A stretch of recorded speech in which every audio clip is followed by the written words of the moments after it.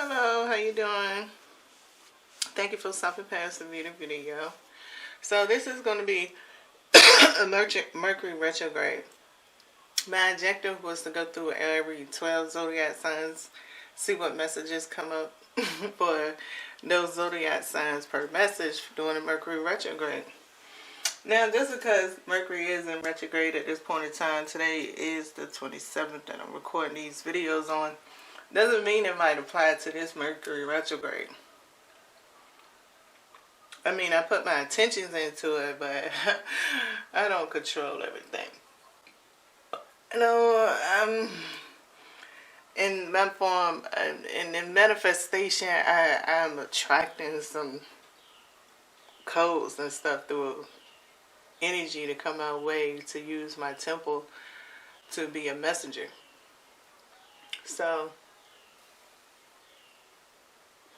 So far I've been enjoying them. They've been pretty good. I wanted to do something new. Since I had my platform, I haven't done nothing like this before, so I wanted to do something new. So far as how it would resonate, once again, if it resonates based on your perception of where you're coming up in here. For example, if you think tarot is something bad, then, you know, the things that I would say will probably be very judgmental because you got a deeper judgmental attitude. So, you know, that's how it will work. You know, I'm here to help out with people like me who's on the spiritual journey, who just needs some help, different ways to look at reading energy while they're on their soul survival, like we all are, in our own way, time zone, and everything else, grouped together, one big happy picture. So yeah.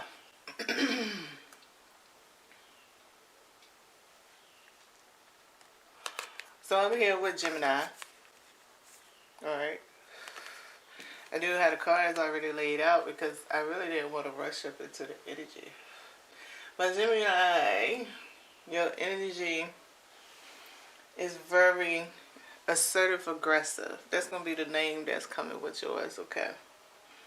I'm going to try to do my best way to explain the vibrations the way I was perceiving the messages the best way I can. Sometimes it's easy to see shit than just to talk about what you see. Sometimes what you see don't get to be talked about. So it's one of those kind of situations with your energy. It's just me just hoping that I can get it all out the proper way. So this is just a signifier for Mercury retrograde to help me out with keeping the cards in alignment. So you have the Eight of Swords and the Lover's card. The Lovers really tickle me pink to come out because if we're associating you with the tarot, the Lovers is it. So it gave me, with the Eight of Swords, before, you know, deep interpretation, when the Eight of Swords came out, the Eight of Swords felt already the aggressive, the assertiveness. It felt like this belongs to me, this is mine, this is my home, okay? I don't care what's going on. This is mine. This is my home. All right? And that's all that I'm just really trying to tell you. This is what it is. We're not going to keep talking about it back and forth, go back and forth, back and forth. No, no, no, no, no. That's the type of vibe that Eight of Swords was coming off with. Very sincerely about it with this Lover's card. So, you know, in a sense of it, right? I don't know, with it being Mercury, right, this is supposed to be your home planet in the psychological thesis of astrological beliefs. This is one of them, right? I don't know which way your astrological beliefs are, but for me, this is one of them that's contained here. And going to be the center focus for this translation. The thing is, being that Gemini is in North Node, right, which also deals with, on a humankind perspective, this is kind of where we we headed to, what we here to discover, kind of like how we gonna make our destiny come out. Okay, so you have destiny within the Eight of Swords and the Lover's card is basically the thing. But this destiny is fueling you with this assertive aggressive, not the ability to, with the Eight of Swords, not to budge, not to move. Now this is just in Mercury. Now the energy overall with all the cards out feels situational. Meaning that for real, Gemini, this can be one isolated energy for a certain group of Geminis, wherever Geminis is at. So meaning, say Gemini is in your Saturn. Well, depending on what you might want to get accomplished, it can be done, but you might have to worry about whether somebody else might have Gemini somewhere else up in their chart, like when I might get to the Mars or the Sun. Okay, where they're going to have their reactions at. So, it's a nice plot twist. That's why I say it's a very situational energy. I can't really, per se, for this video for sure. With it being so situational, this could just be a branch off in situations or energy affecting certain ways. But at the same time, the core energy right here for Mercury retrograde itself is about the assertive aggressiveness that's in the ability to stand firm. Distinguishing how you apply this energy is a whole different thing. I'm just saying, if you feel this energy, you need to discern in your situation that is presented in your reality what is the best decision. Because that best decision is what's going to have you in the most productive position that you want to fulfill your destiny in. Now, if fate is interfering in it, well, you're going to make the decision that led to fate to interfere.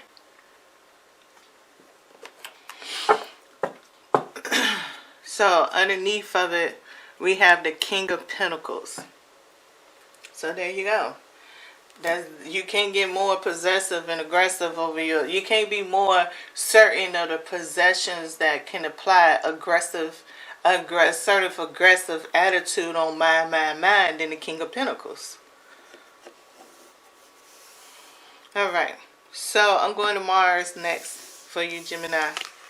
And this is what I mean on a contingent. If this is situational and you run into somebody that maybe really do have a Gemini North Node and a Gemini Mars up inside of their situation, just say that they are Sun Libra, right? You run up inside of there where it's going to turn to an ugly situation, and it can actually turn in favor of your opponent more than you. Because of Mercury being so isolated that you already came with boundaries, that means you violated your own code of law. So the opponent is already automatically stronger than you if you violate your own laws. Okay? And I'm saying this because this is coming with the Ten of Swords with the Ace of Cups.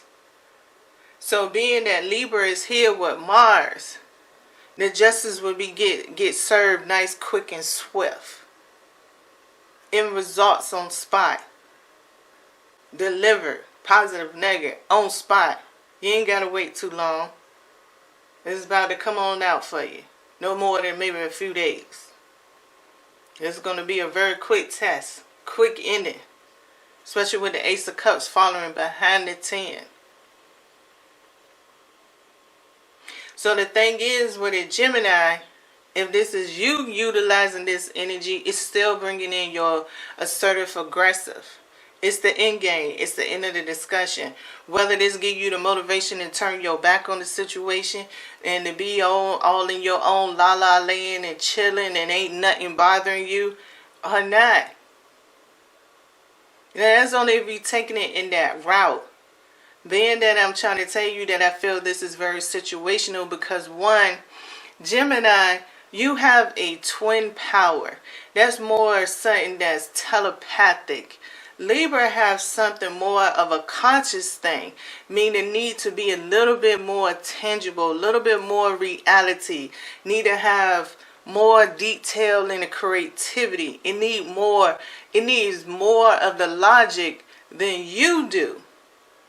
Because when you speak in telepathic, that's a secret and sacred bond that you have going on, and it's not meant for everybody to know. So understand the two energies that's interacting here. And another thing to take in consideration, if I didn't already say it, Mercury is trine with Jupiter and is square with Pluto. So you need to take these things in consideration.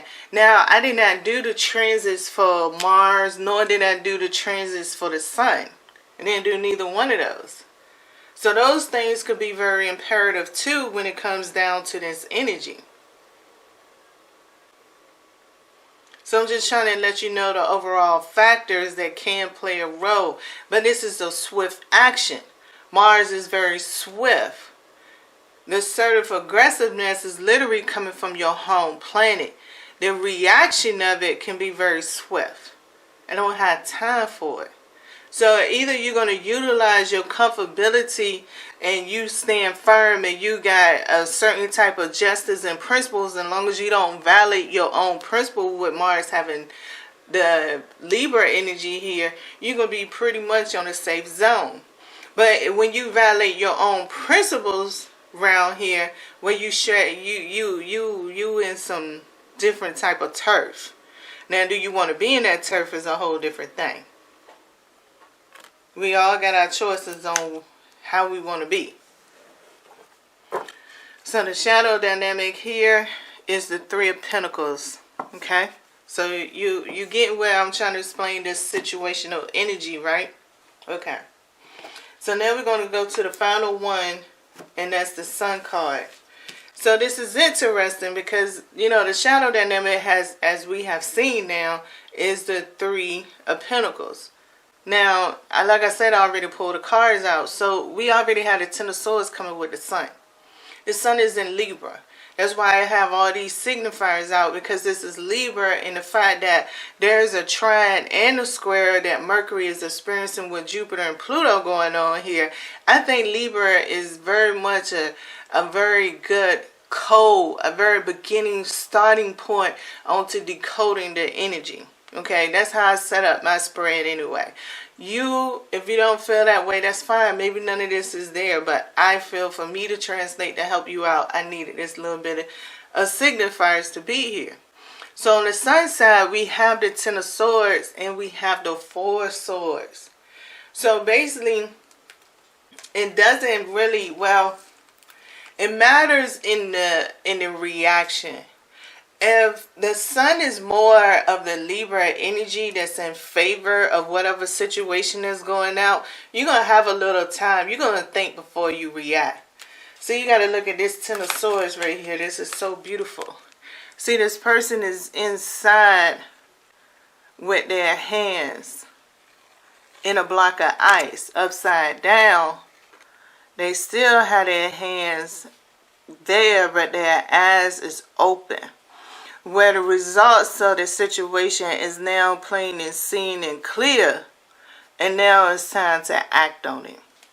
Especially with it being positioned with the Four of Swords. Now the shadow dynamic, the reverse dynamic is this Four of Swords.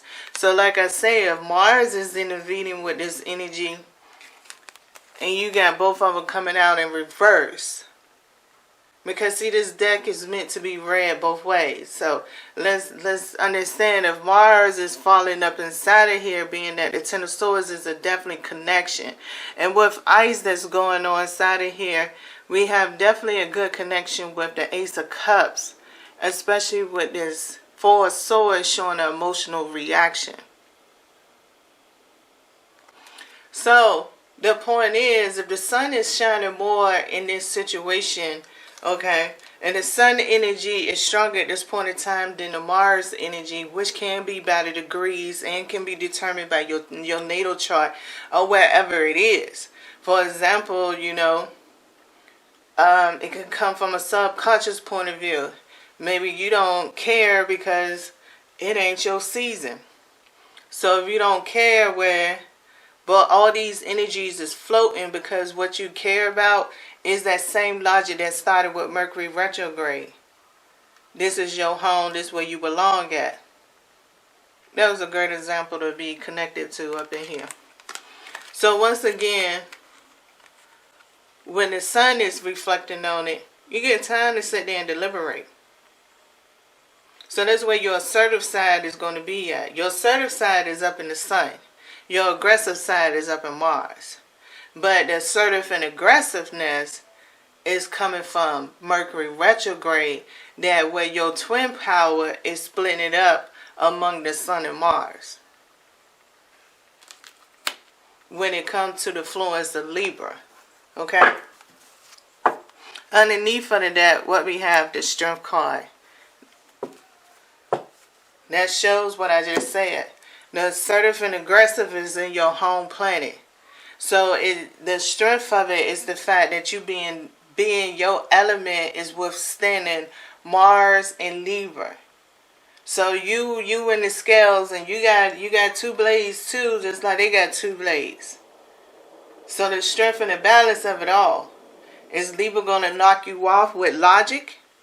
Or are you going to have your intuition that keep you in a safe zone? Basically. Good luck to you, Gemini.